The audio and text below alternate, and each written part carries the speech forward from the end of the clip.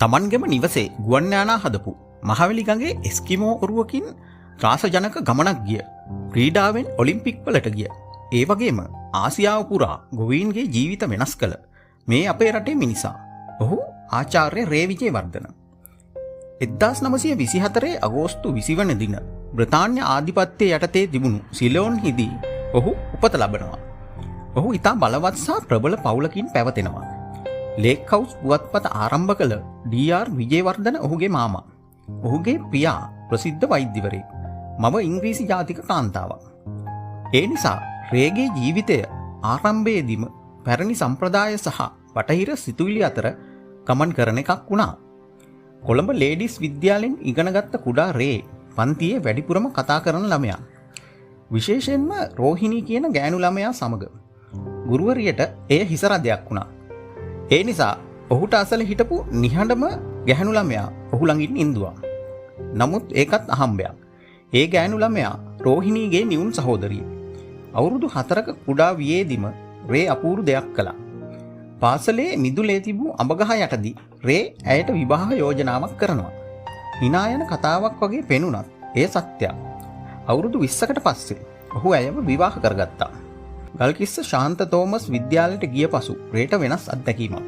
අනෙක් ළමයින් වගේ නොව ඔහුගේ බටහිර පුරුදු නිසා ඔහු ටිකක් වෙනස් වුණා. ඔහු තරමක් හුදකලා වුණා.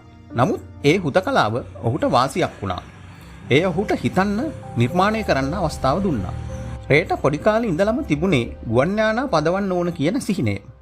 නමුත් ඔහුගේ පියා රටට ප්‍රයෝජනවත් දෙයක් ඉගෙන ගන්න කියලා උපදෙස් දුන්නා. ඒ නිසා රේ කේම්බ්‍රිජ් විශ්වවිද්‍යාලයට ගොස් කෘෂිකර්ම ඉංජිනේරු විද්‍යාව ඉගෙන ගත්තා. පසුව හාවර්ඩ් විශ්වවිද්‍යාලයෙන් ව්‍යාපාර කළමනාකරණය හැදෑරුවා. ඔහු ලංකාවට ආවේ විශාල දැනුමක් එක්ක. 1950 දශකයේදී ශ්‍රී ලංකාව කෘෂිකර්මයේ මත පදනම් වූ රටක්. ගොවීන් වැඩ බොහොමයක් අමාරුවෙන් තමයි කරගෙන සිටියේ. ලෝකේ පුරා හරිත විප්ලවය දියත් වුණා. අනිත් විද්‍යාඥයන් විද්‍යාගාරවලට වඩා වැඩ කරන්න පටන් ගත්තා. නමුත් රේ බැස්සේ මඩ කුඹුරට. ඔහුට තේරුණා එක දෙයක්. විශාල බටහිර ට්‍රැක්ටර් අපේ කුඩා කුඹුරු වලට ගැලපෙන්නේ නැහැ. ඒ නිසා ඔහු අලුත් දෙයක් හදන්න තීරණය කළා. ඔහු නිර්මාණය කළා ලෝකේ පළමු රෝද දෙකේ අත් ට්‍රැක්ටරේ. කුඩයි AC ගොවියාටත් ගැලපෙනවා. නමුත් මෙතනින් කතාව වෙනස් වෙලා යනවා.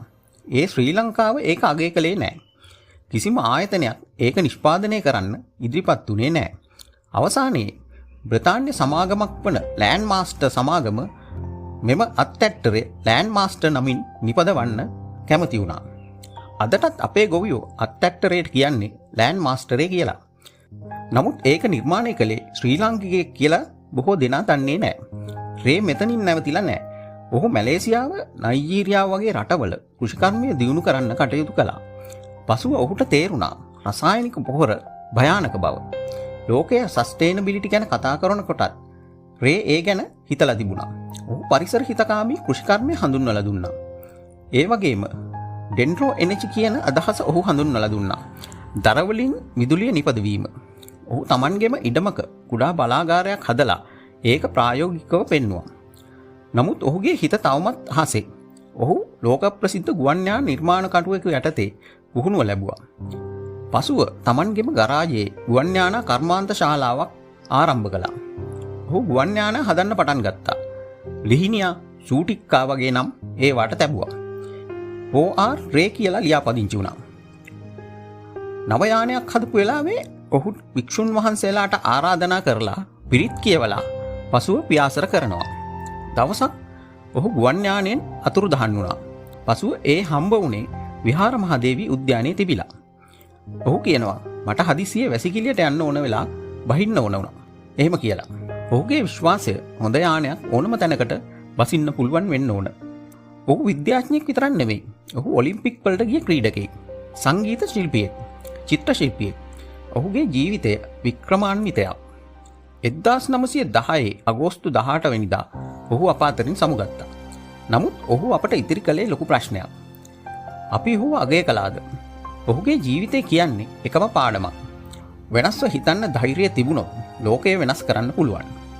රේ විජේවර්ධන නමක් විතරක් නෙවෙයි. ඒක අදහසක්.